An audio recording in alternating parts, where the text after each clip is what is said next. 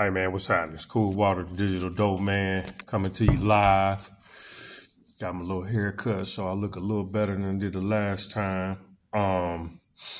Real quick, man, I want to, what I'm gonna be doing from here on out for a little while until I get myself situated in this video game like I want to. I'm gonna be touching on a lot of topics that I see come across YouTube, Instagram, Facebook, and what have you. One of the topics, man.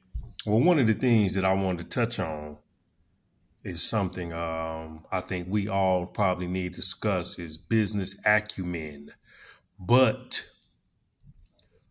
from a black perspective. And by that I mean how black folks look at business and the understanding of business. And it's really two situations that I probably would say we need to talk about. But one of them in particular is the trucking guru, the female who said she had over 140 trucks and made over $100 million, I guess, over the course of 20 years.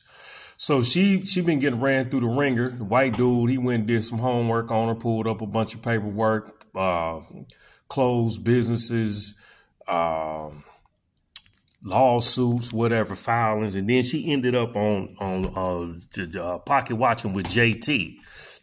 So JT was running through some conversation with her, and then she in her feelings, she's snapping, and a prison baby, was up in the system. She said she got several felonies, how many we don't know.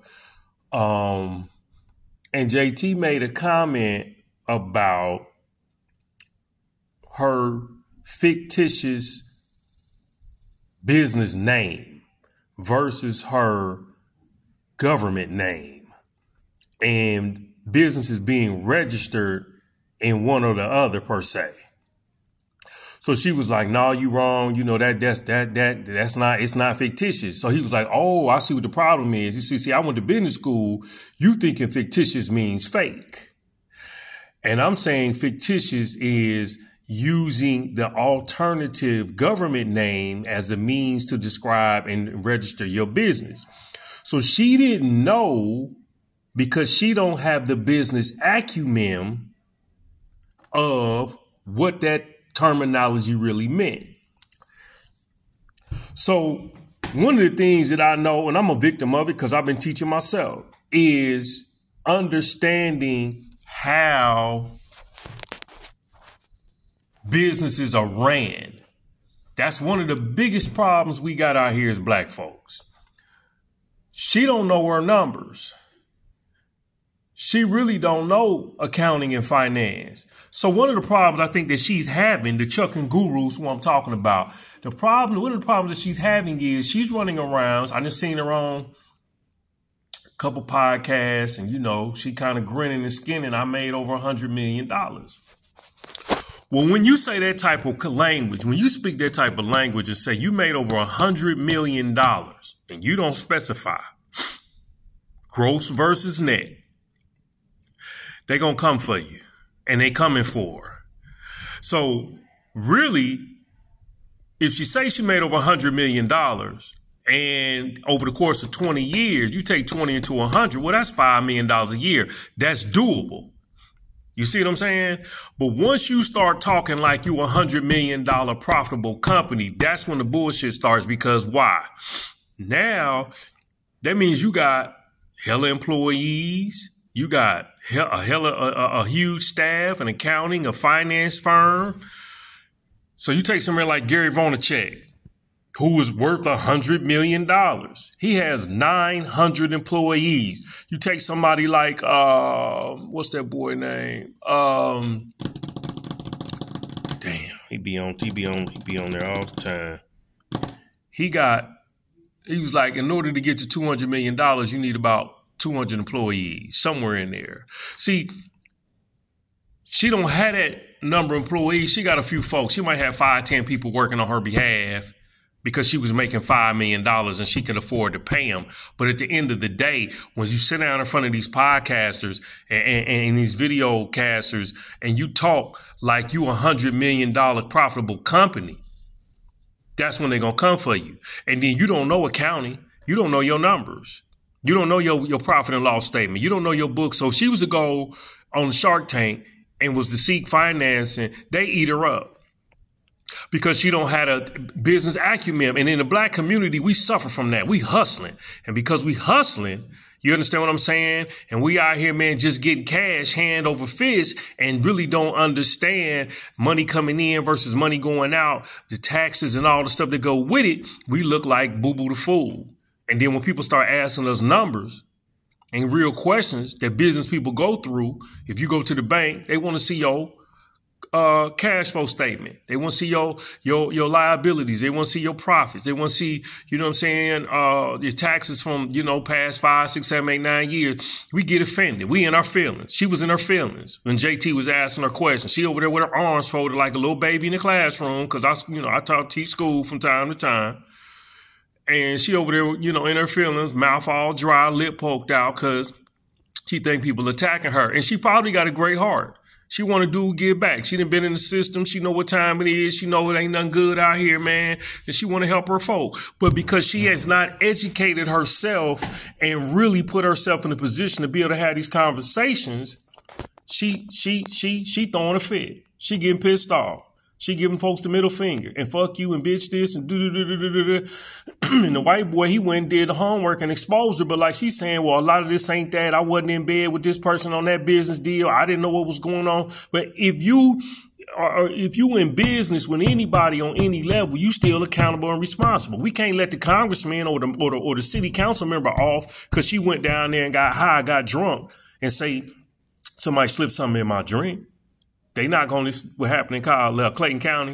One of the congresswomen, the city officials, went down there, man, and somehow or another got some. She says she got something put in her drink. Well, she lost consciousness, just lost total control of herself. She's looking like a drunk outside the club. You understand? Well, they not going to let her off of that. They like step down from that position. You understand? So it's the same thing in the black community. We do not. And we're not, for the most part, business savvy people. Hence the reason we get our ass kicked by all these other cultures who move in to our community, set up liquor stores, gas stations, check cashing places, little nickel and dime stores, and then take the money out and go elsewhere.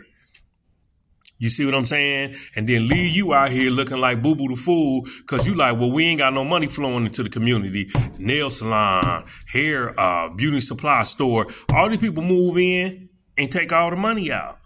You understand? So we not business savvy. We need to become more business savvy, black folks in particular, and understand the terminology. Once you learn the definition of a word and what it means and how to use it, then you can begin to rectify the disconnect between the information that you don't know. It's all definitions in the beginning. Now, the process of knowing how to apply, that's another step in itself. You don't know how to do accounting. Well, you got to go get some fundamental basics. You can go get some books for accounting, accounting for dummies.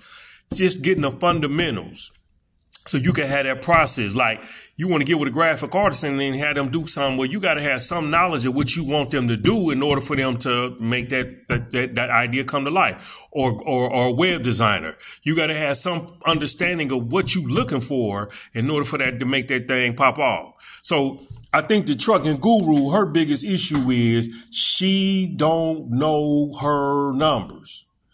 Personally, this is an opinion. I can't say for sure, but I can tell you from the conversation with JT Parker watching, she ain't really understand the language. And then on top of that, if you hollering you made 100 million, you not clarifying gross versus net, which is why everybody coming for. See, you might have made $100 million over 20 years, but you took home $5 million a year, supposedly. But then it goes even deeper than that. What did you take home after taxes? She might have took home 1.8 million after taxes. You do 1.8 million rounded to 2 times 20. Okay, well, that's 40 million. That sounds a lot less painful to the ear than to hear some woman say she made over $120 million and she's screaming like she happy because she made that, but you can't verify it and justify it on the balance sheet. See, so they coming for you.